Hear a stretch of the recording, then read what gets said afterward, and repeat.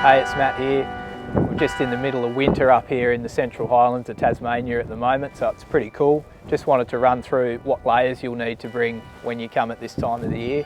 So we really want some nice thermal layers, and then a mid layer of a merino wool or something like that, and then a nice thick layer of an insulated jacket, as well as a raincoat if you get a bit of rain or snow.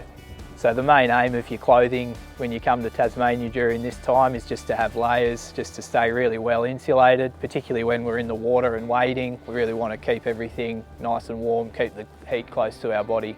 So some other things you might want to bring is a good beanie, a balaclava and some gloves, just to keep your extremities nice and warm as well.